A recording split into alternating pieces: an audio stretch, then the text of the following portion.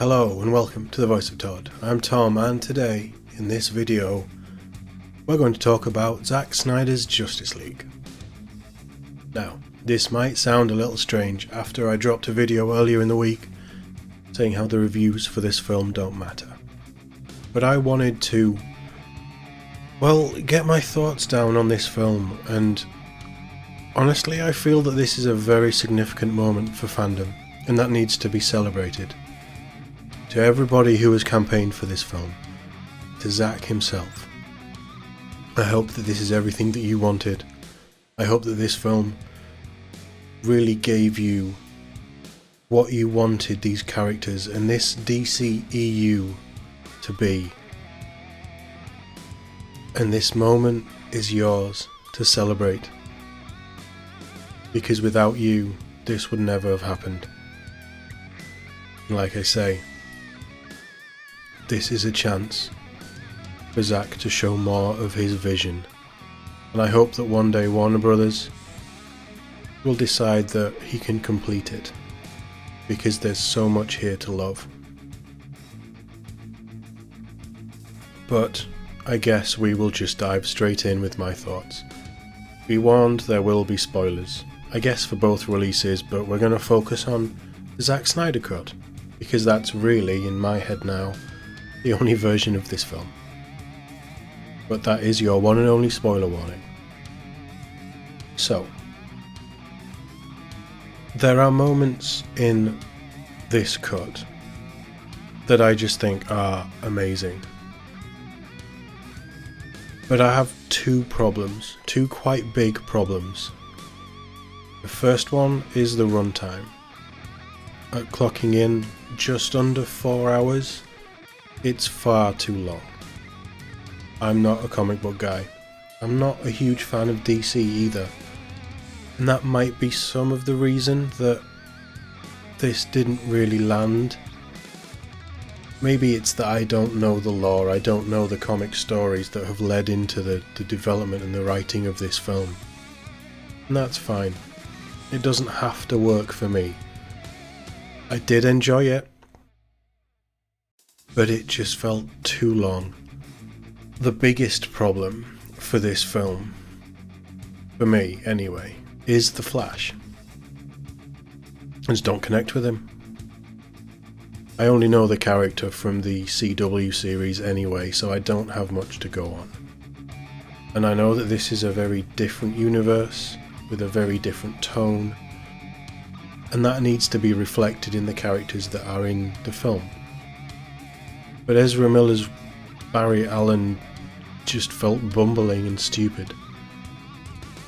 Didn't work for me. I don't like the character. But there are moments that are really well done. The ones where he's in the prison visitation area talking to his father. I think there's two. Really well done. Great scenes, and it shows that Ezra Miller is capable of being good in the role. There's just him in costume that didn't really work. He still has some of the stupid moments from the previous cut that bugged me. Not as many, they did get rid of the really stupid stuff. But he just doesn't land. And every time he was really the focal point, at least early on, it kind of pulled me out the film a little bit, but that's a personal thing. Now, I also don't think the CGI is great in places either. Now that's more down to this film and what it is as opposed to anything else. We know, or we can summarise, that the time and effort that was put into making this version of the film and all the extras that have been put in means that maybe they haven't had enough time, or they weren't given the money to touch everything up to the standard that you would expect for a cinema release. This isn't a cinema release. I'm not saying that's a good thing, I'm not saying that's a bad thing, it's just a fact. The ratio as well isn't what you would expect for a modern release, certainly not in the cinema. And certainly not for home entertainment systems as this is being streamed. But Overall, this film is a vast improvement over what we got a few years ago, and that shouldn't be taken away from it. This does create new problems because of the extended runtime. But honestly, I can look past a lot of it. It does need a good edit. A lot of the slow motion can probably be got rid of, especially early on, and the first 2 hours really dragged. But I'd rather focus on the good points. The characters themselves felt much more fleshed out, much more interesting. We've spent a lot of time with Batman over the last 30 years. We have had an Aquaman film between the two versions of this film, so we know a little bit more about him. But the character that really shines in this, for me, as a complete outsider, was Cyborg. I think Cyborg has a much bigger part to play, or if that isn't true, it's explained better what his part in the team and in this part of the mission is. It really worked. And I think it's more because we get to understand his journey and where he starts and where he's going. His whole arc in this film really worked for me, and I think the character stands out enough, especially from what we got previously. And he was done really good service in the extra inclusions and the moments that we have with him in this, which is great. Another character who, and I've mentioned this before in my Wonder Woman 84 review, a character that I think is great is Gal Gadot's Wonder Woman.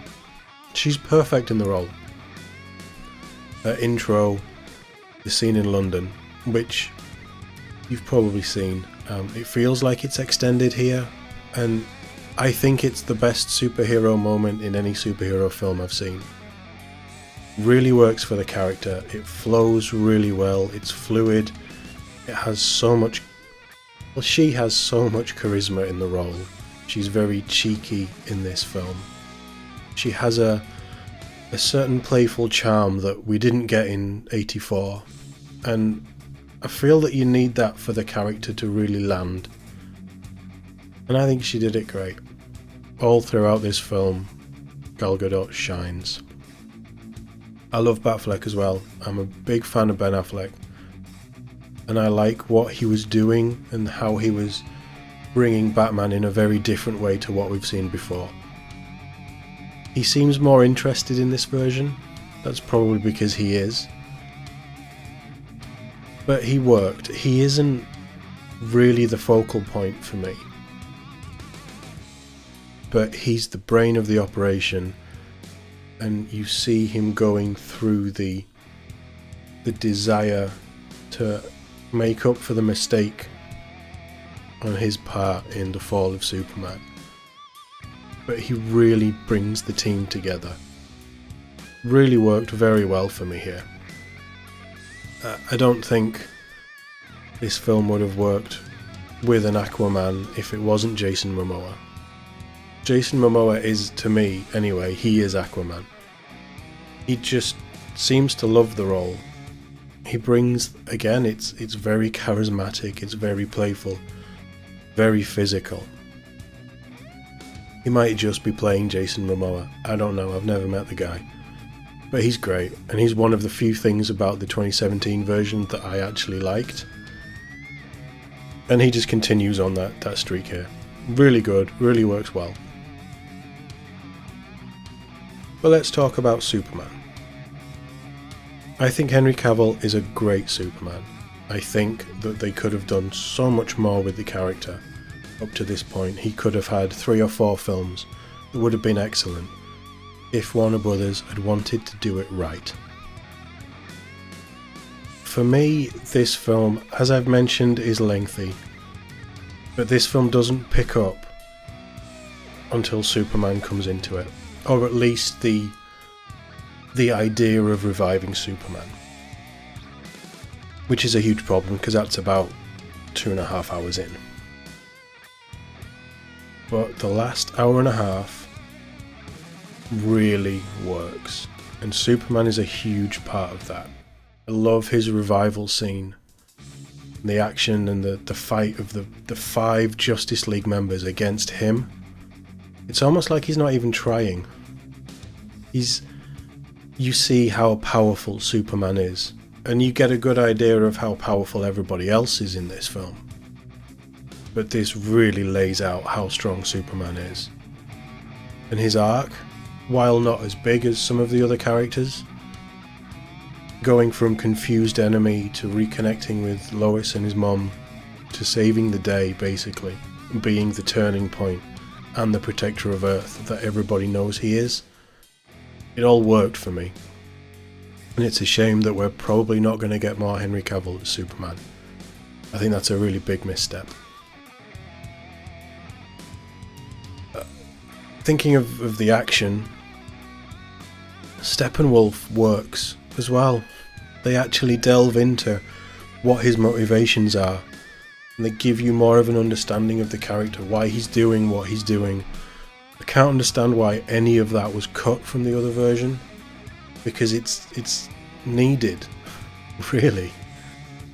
But it works, and you understand enough about him to know why he's doing what he's doing, and he is a very big threat with what he's opening the world up to, and the things that are coming out of why he's doing this, which I'm not going to dive into because I don't really know the lore of the characters, but it feels like there is more of a vision for this film than the 2017 cut had, which is a great thing, because this gives you hints towards what could potentially have happened in the future. But that's one of the things that the DCU has done really well. Action. You don't bring in a director like Zack Snyder and say, make this world feel grounded and real.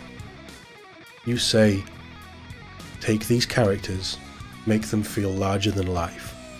Make them superheroes, make them all powerful.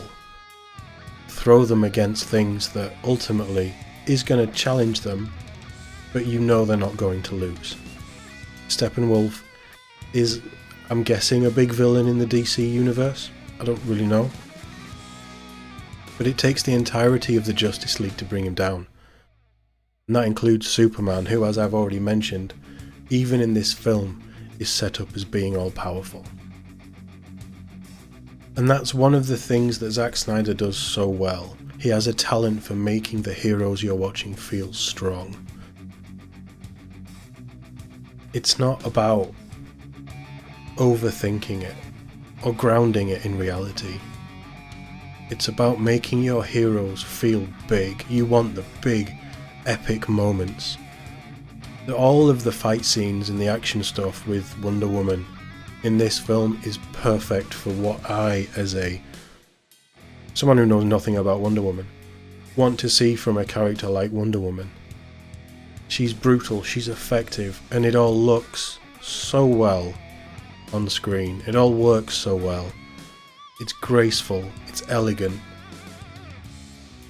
You know, Aquaman has his kind of brawlery style, which works. Batman, again, it's that brutality that you would have if this was anywhere near real, but it still keeps that comic book flair. Works really well. This film is a spectacle, and it's just to be enjoyed, and it's very fun to watch. For me when it gets going, but as I've said, the last hour and a half really makes up for the slow nature and how I felt for the first half of it, really, which is all that you can ask for. Before we finish, I want to touch on what is my favourite part of this film. I think it's called the Nightmare sequence, is it? The dream sequence that Batman has. We did see elements of it in 2017. But what they do with it here, and it is towards the end of the film, but what that's hinting at is so interesting to me. That post-apocalyptic style world, everything that's going on, and the characters that we see there. Not only do we get Joe Manganiello's Deathstroke, who looks terrifying, but we also have Jared Leto's Joker. And his interaction with Batman is fantastic. Really enjoyed him here. And this, I think, was the first time that we see what Jared Leto could bring to the role of the Joker. And I want to see more. I would love for Warner Brothers to greenlight another part and for us to really see where this vision would have gone. And for Zack to complete the arc that he set out with Man of Steel in. I don't know if that will happen. I suppose there's a slim chance because 18 months ago there was never going to be a Snyder Cut. But ultimately this film, I hope, does what it was set out to do. And that's to please the fans of the Snyder Cut. The people who championed this, who championed Zack and what he was doing with the DCEU. This has been the biggest fan movement that I've ever seen. I wasn't a part of it, but it needs to be recognised, it needs to be celebrated, and today is a huge win for them. Today they showed that corporations should listen to the loyal fan base, and I hope that all of that time, effort and emotion that they have put into getting to this point is worth it for them. And I salute you, because you've done an amazing thing.